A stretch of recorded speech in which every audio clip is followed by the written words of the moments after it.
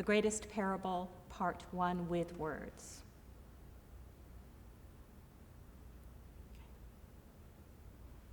This is the greatest parable. Would you like to know more about it? It is a very curious box, don't you think? It came from the sacred story shelves, and it stands up like a sacred story, but it's not exactly like a sacred story, is it? It looks like a parable, but it's not exactly like a parable. It's in a gold box, like a parable. It has a lid like a parable, but there's something wrong with the shape. It's a triangle, not a square. Do you see here on the cover? It has a purple cross. That reminds me of getting ready to come close to the mystery of Easter. And so this is like a liturgical lesson, but it's not like all of the liturgical action lessons, is it? And it doesn't come from the Easter shelves. It came from the New Testament shelf. This is truly the most curious box in the whole room. There's something else about this cross. Do you see the 4 crosses in the middle? They stand for the 4 gospel writers, Matthew, Mark, Luke, and John. This story comes from their gospels. This is such a curious box that we need to say a prologue before we can begin. A prologue comes before the story, but it is about the story, like the prologue in the Gospel according to John. Now listen very carefully to this prologue, because it has many tricks with words. It is about words, but also the Word.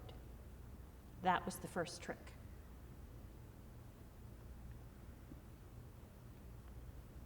In the beginning was the Word. It was the Word that the words in the Gospels are all about. And the Word was with God, and the Word was God. God spoke everything that is into being. But it was still hard to see God in God's own creation. Do you see the words that are coming out of my mouth? Of course not. But they are there.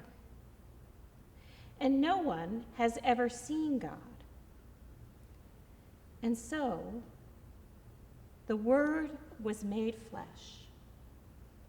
God became a person. The Word was born of the Mother Mary and sent to dwell among us full of grace and truth,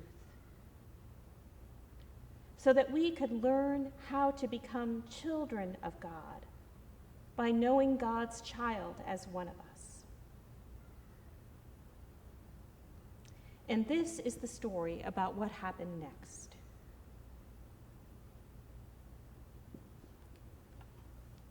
So now we're ready to open it. Oh, there's still no underlay in there. We need an underlay. Let's see what will work today. How about this?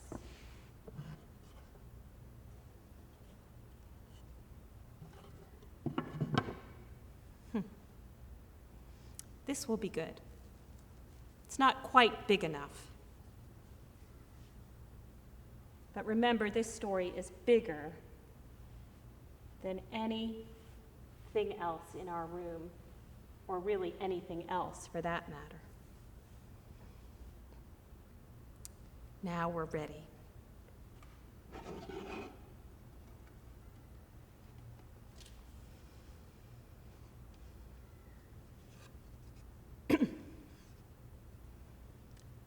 is the Mother Mary.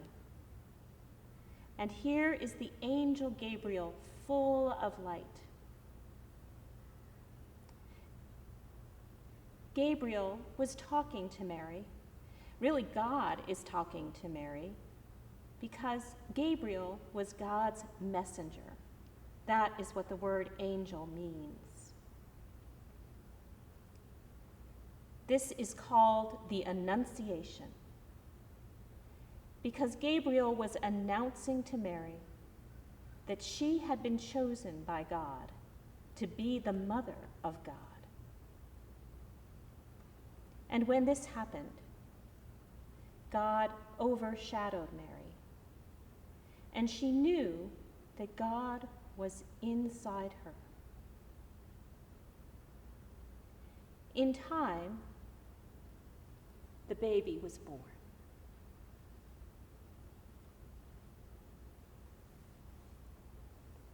And the baby grew and became the man called Jesus.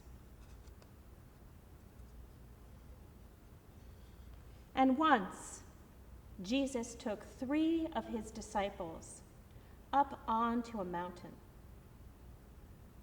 Do you see the 3 who are watching? Peter, James, and John, and the 3 in the distance, full of light. They are Moses and Elijah and Jesus. Moses and Elijah had lived hundreds of years before Jesus. This is called the Transfiguration, because Jesus' figure, his shape, stayed the same, but he was transfigured.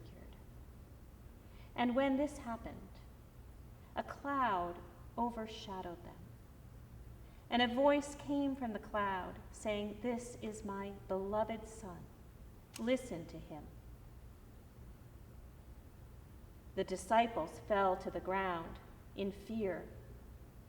But Jesus went to each one and touched them, saying, "Rise, do not be afraid." And when they looked again, Moses and Elijah were gone, and just Jesus was there. Then Jesus led the disciples down the mountain. And then Jesus led the 3 disciples down the mountain. And they turned towards Jerusalem for the last time. This is called the Transfiguration, because Jesus' figure, his shape, stayed the same, but he was transfigured before the disciples.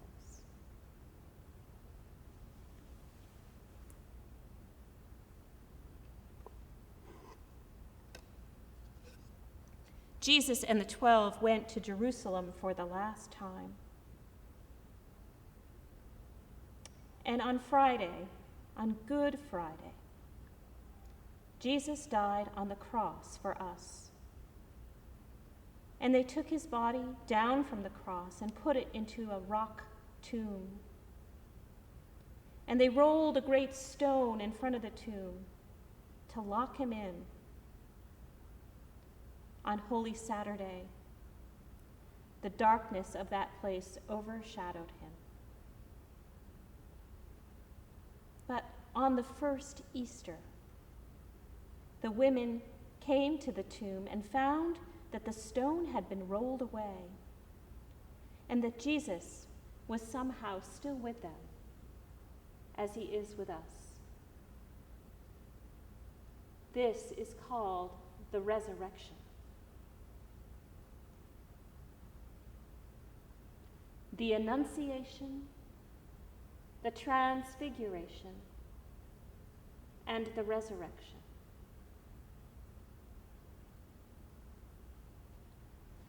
God came close to Mary. God came close to the 3 on the mountain. And God came close to his first followers and to us.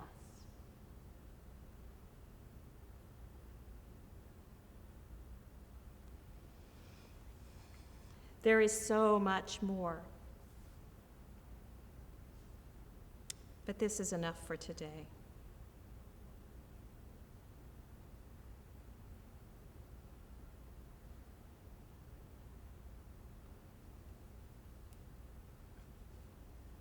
The resurrection, the transfiguration,